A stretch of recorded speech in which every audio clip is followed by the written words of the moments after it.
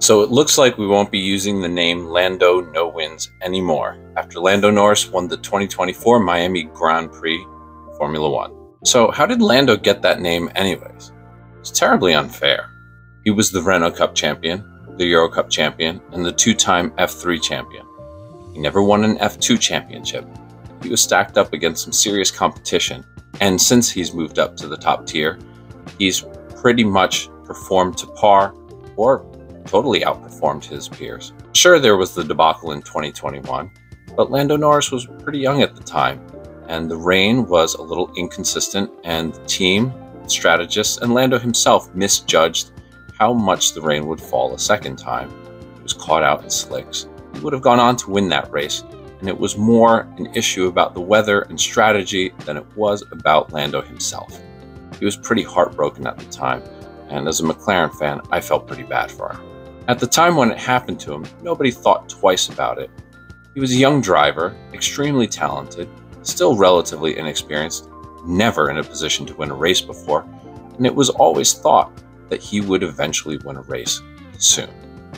It would go on to be another 3 or 4 seasons before that would happen, and he would record a number of second places in an era where the Red Bull is pretty much overwhelmingly the most dominant car that's ever been on the F1 grid. He's collected numerous second places and third places, and it should be noted how unfair this Lando No Wins name is. Mika Hakkinen, before he went on to win 2 world championships, had gotten on the podium 16 times before he won his first race. How many times did Lando get on the podium before he won his first race? 15 times.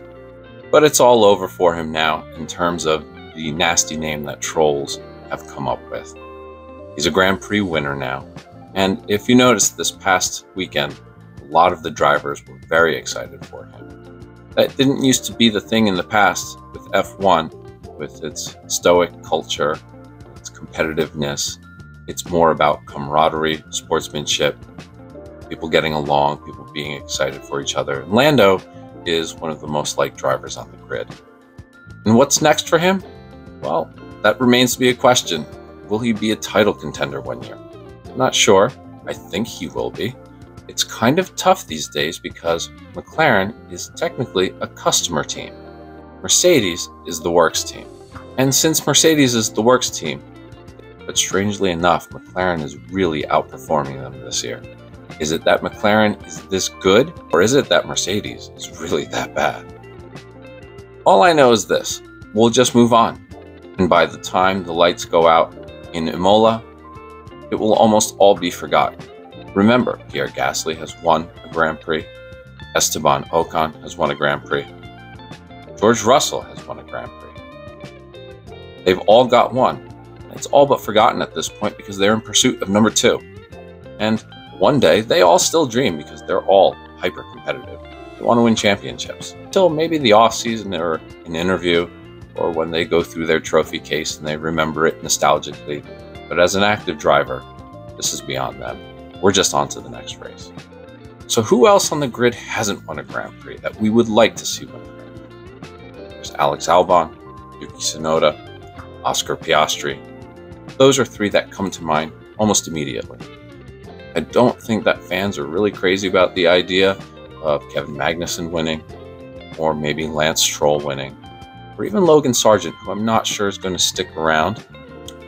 I'm sure that there is sentiment out there that people would like to see Nico Hülkenberg win a race.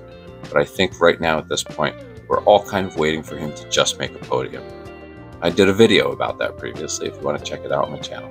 And who should our eyes be on next to win their first Grand Prix? I think the leading frontrunner definitely has to be Oscar Piastri.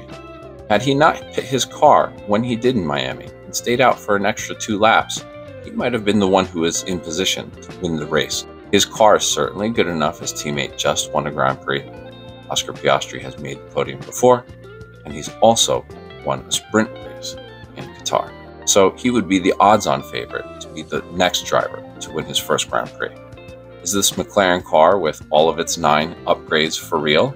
Are they now a front-running challenger to Red Bull? We've not yet seen a real challenger this season. Ferrari is the clear number 2 car. They haven't really pressed Max. This was the first time in a very long time we've seen a car from another team really put Max in a position to press himself, and ultimately he made some mistakes there. Thankfully, he was very lighthearted about it. I don't think he's lost his confidence. He made some jokes about taking out the pylon, and he'll be back. You know how Max is. I look forward to checking out the social media for McLaren. I'm sure it's going to be a lot of fun. It's very nice that they get a 2-week break between races so that Lando can really enjoy his first victory. I remember when Esteban Ocon won his first race. He didn't get a lot of time to celebrate. It was a quick turnaround to the next race, and maybe he got to savor it for 1 or 2 days before he had to get back to work. Lando, who's a little bit of a party boy, definitely is going to get the week to celebrate, and good for him. If you like this video, I always ask for you to give it a like, subscribe as well, and if you have any thoughts on Lando winning his first race, please make a comment, and also let me know who you think will be the next first Grand Prix winner, and let me know who you don't ever want to see win a Grand Prix, or who else you would like to see. And that's about it. I hope you guys have a wonderful day. I'll see you soon.